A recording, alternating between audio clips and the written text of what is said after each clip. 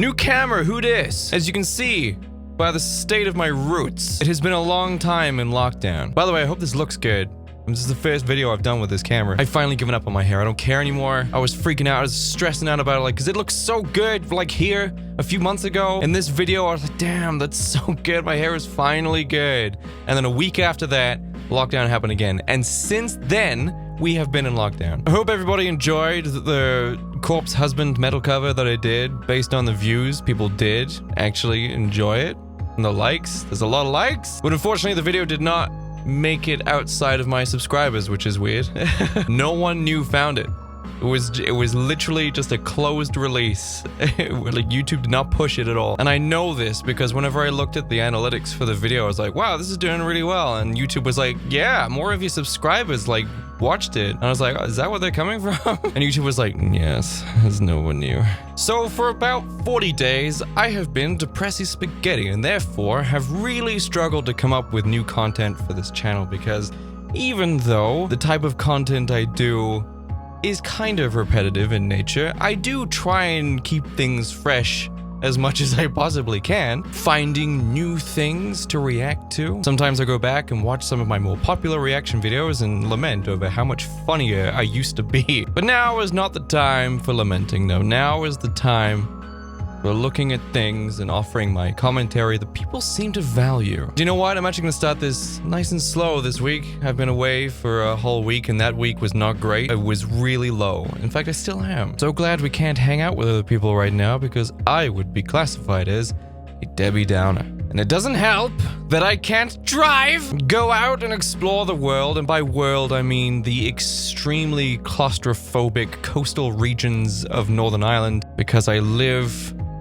on an island called Ireland that is already next to a pretty small island called the British Isles. And I already live right next to one of the biggest cities on this rock. There's really nowhere to go.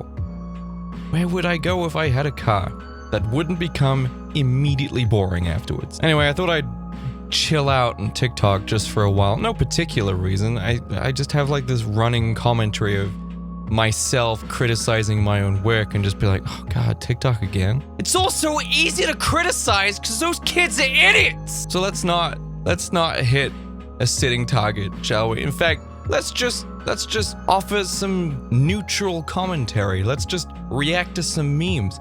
Good old-fashioned memes. Memes, the original since 2008. Just realized I have no earphones. I forgot to set up my audio. You know what? I don't need it, because there's no videos. In fact, there might be. If there are, I'll skip those. But for this video, wholeheartedly without audio in my ears, because I don't need it. I don't need to hear a meme. Everyone calculating their age. People born in 2000. Yo, I don't calculate. I mean, yeah. I think everyone has their own particular way of approaching calculating their own age. Annoyingly, I was born in 1991. So I literally just take the date, the year, and I minus a year. So in 2010, instead of being 20, I was 19. Do you get what I'm saying? In 2020, I'm 29. But obviously, people who were born in the year 2000 and missed all of the good stuff. Yes, you heard me right. If you were born in the year 2000, let me tell you with absolute certainty, you missed everything that was good. And you are coming of age in an era that is not good. Everything has been done. Everything has been discovered. Every single industry has been streamlined to completely and utterly ignore everything original. Because the time for risk-taking in the artistic industries is over! It's gone! Saddle up for homogeny or get the fuck out! I really hope this camera is doing a good job. I have no idea. You never realize how antisocial you are until there's a pandemic and your life doesn't really change that much. I think everyone was saying this. I think everyone said this, and I was one of these people who also said this, and there's gonna be people in the comment section saying, my life is not different. Congratulations. And I said this as well. I was like, my life's not even changed that much. Until we realized exactly how much of our lives we had to lose. We were just like, I go out like what, once a month, if that. But then you really thought, like, once it was taken from you, you really realized how many freedoms you had that have now been taken away from you. The pandemic doesn't care about constitutional rights or human rights in general. We should all start unfollowing celebrities as a troll. I actually really like this Lisa meme. I've seen it used for a bunch of really funny things. This one, not really at the top of my list of funniest Lisa meme. Speaking of Lisa Simpson, I got Disney Plus recently because people said that Home Alone 3 was on it, which it was, and I watched it, and it's still just as good as I remember. And lo and behold, the entirety of The Simpsons is on there. All of it! Not like Netflix that says it has SpongeBob, but only has like the garbage, vacuous crap SpongeBob seasons, which are nowhere near comparable to the first 3, maybe 4 seasons. 3 seasons, I would say. I would say the 3 seasons that preceded the movie, and then after the movie, everything changed. I think like a main guy left or something. People in the comment section would be like, actually, yeah, this guy left, and after that, it completely changed, and Nickelodeon took control of the show and made it more for children and babies and ruined it. Yes. Getting back to this vaguely interesting meme. Yeah, that's unfollow. I mean, why do people follow celebrities? I follow The Rock, and he posts nothing of interest.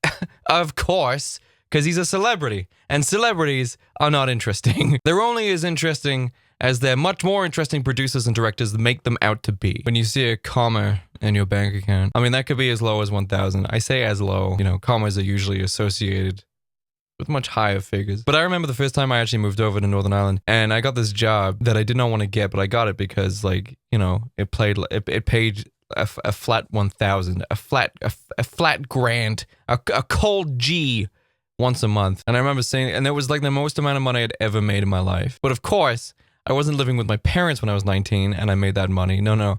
That was my first house. I had my first house. I was renting my first place. And that £1,000 sifted through my fingers like dry sand. And that was a lesson that I would come to learn very quickly. And a lesson I repeatedly learned, that pretty much any amount of money that I made, whether it was extracurricular outside of work or just a bigger bonus from work, it didn't matter.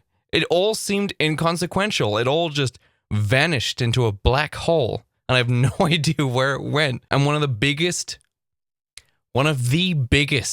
stresses, one of the most consistent causes of my mental breakdowns, which I had because the way and I've looked it up, and it seems to be consistent with a few things. I haven't had it diagnosed because I'm too busy. Whenever I get stressed out, or whenever I get, you know, anxious, whenever I have like when I should be feeling anxiety, I just get angry, and I get these acute fits of rage that cause me to like spiral, and it makes me want to like explode out the top of my head and fly into the sky and explode with the power of 1,000 suns, just so I can stop feeling this.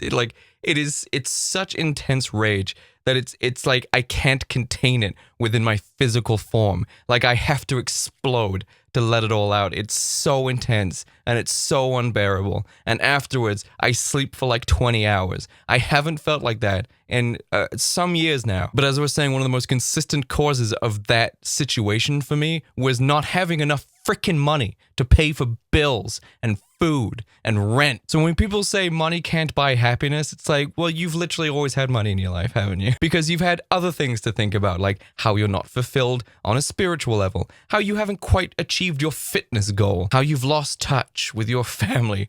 Yes, I guess in that situation, money can't buy you actual happiness because you already have money. It's a baseline thing. It's not something you're thinking about. Your bills and ends are met like hell. As the month goes on and you watch your bank account very quickly deplete and you realize, oh my God, I'm not going to make it to the first. There's going to be a whole week where this boy does not have any hot water in the house.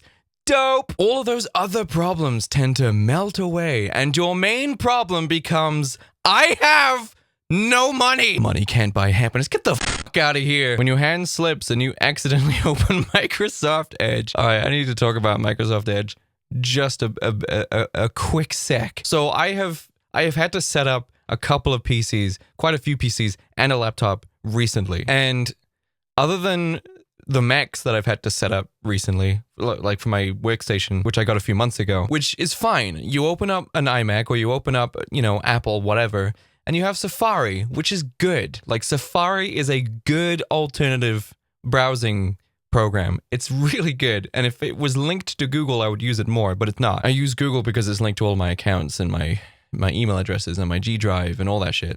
I should sit here. I sit behind the mic. I should sit here. Like that. So you see my face, which is in 4K, by the way. Look at this. Look at this in 4K. So whenever you open up a new Mac and you have to get Google Chrome, you open up Safari, and Safari is like, hey, look, I know you're not going to use me for that long, but it's cool. I'm going to get you there real quick. I'm not going to just jump at you with a million different like, hey, make me your default browser. How about we set things up? How about linking your email address? Shut the f up, okay? Shut up, Microsoft Edge. No one cares. No one is Microsoft. Listen, no one is using Microsoft Edge. No one uses it. I tell you what people use it for. I tell you what people use it to get Chrome or Firefox. That's all we use it for. So do everyone a favor and stop with the pop-ups and the drop-downs and the before you start bullshit. We don't care. Just pop open with Google Chrome as your homepage and just be like, we're not gonna kid you here. We didn't use Internet Explorer. It was a joke. And it was so bad, we made memes about it. And then you tried to rebrand as Microsoft Edge. Who cares? No one's gonna use this crappy web browsing software program. Someone says it's actually better than Chrome. It is not. Would a lizard using a laptop look like this or this? I think that's like an extension of the how would a dog wear pants or trousers, as we say over here. And I think whenever it comes to Mark Zuckerberg, I nearly had one of those Aaron Hansen moments. I think he's on a bit of a power trip where he knows that people sort of see him as this robotic alien hybrid.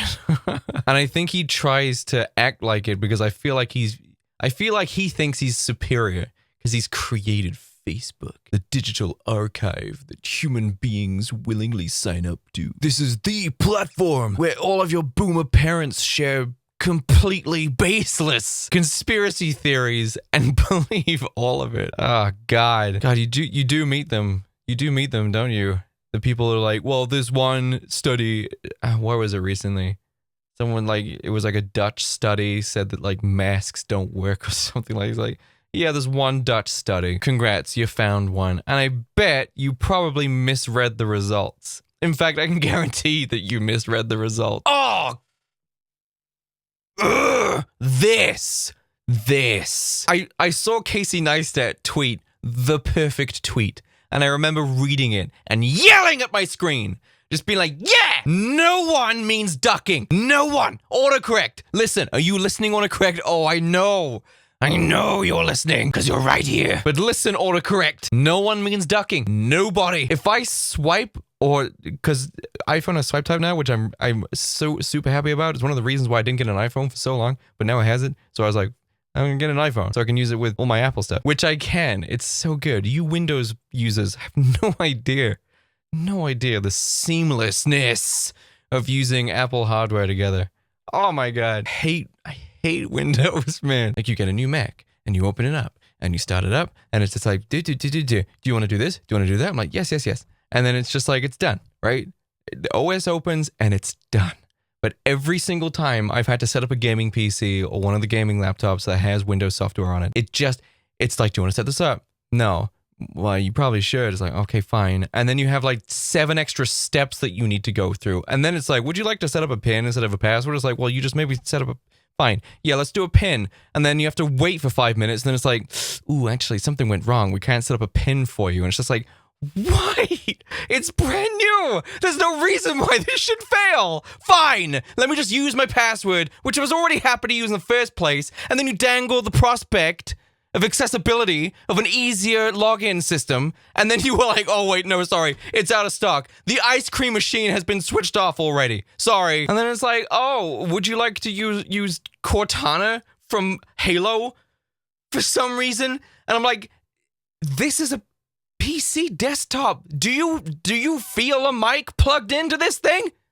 No? At least when iMacs and MacBooks and all them Apple hardware have Siri built into its operating system. At least that makes sense, because pretty much all of Apple's hardware has a mic built in somewhere. So it's like, sure, I can immediately start using Siri. But with PC, it's just like, Oh yes, let me just go get a microphone from somewhere and always keep it in a proximity to me so I can use frickin' Cortana from Halo. I can already see the comments. This video should have been called Jake Gets Mad About Stuff for 15 minutes. Okay, I saw something. I saw a shower thought. Which I don't think actually made it into one of my shower thoughts videos. But the thing was like, the person who discovered milk, what the hell were they trying to do? Because, like, obviously they didn't realize milk was in those things. I guess maybe they could have seen a calf suckling milk from a cow. But then why did they think that they could consume it? That's really weird. And I've always thought that, like, what was your initial... before you went, oh, geez, that's milk. Wow, that tastes good, and we can use that to nourish a small village through the colder months. We could just raise cattle and suckle on the cow titties. Before they figured that out, what were they doing? What was their intent? I fear to know the answer.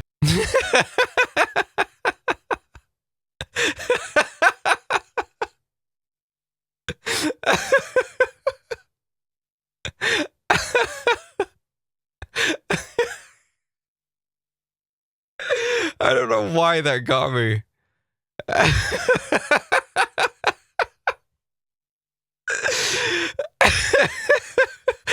Oh my god. Yes. I know people are going to be like, oh, you just ranted and got angry. There is a pandemic on and we've been stuck inside.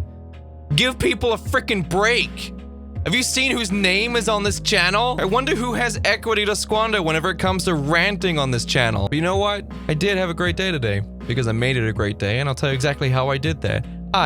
I've been eating better. I've been eating less because in the pandemic, trying to stave off that depression, I took to eating. I thought that's a good pastime as the gyms are closed and it's the middle of winter, so outside is either cold or wet or both. So exercising outside is not an option. I was like, do you know what? I'm just gonna throw caution to the wind. Pizza, ice cream, anything I can think of, I'll just order it because it makes me feel better if I eat it. But then, then the side effect happens whenever you don't exercise or do anything, because guess what? With this job, I can literally sit in this room and not move. I can sit in this room and never leave, and my job will be successful. And do you know what? That's exactly what I did. I ate copious amounts of fatty ass shitty food, and I sat in this room and did nothing but like social media and YouTube videos, and I piled on the weight. 35 pounds to be exact. And then guess what? I got sad anyway.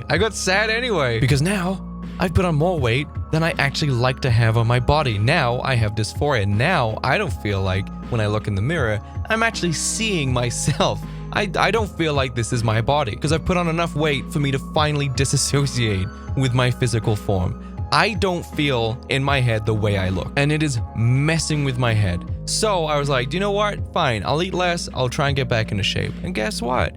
Eating less food, eating the right human amount of calories kind of makes you a little bit freaking miserable, especially when there's nothing else good in your life to take your attention. So today marks the first week, I think maybe 10 days at this point, where I have been on a good clean diet with a human amount of calories per day and the correct hydration. And for the past 2 days, including today, I have woken up early in the morning, jumped on the motorbike, and I have ridden to my studio building where there was enough space for me to exercise. And I have done exercise, intense exercise for the last 2 days in a row. And that has made me feel good because that is working towards progress. Progress I will eventually see. It's something to work towards. So that is why today became a great day. I will see all of you in the next video.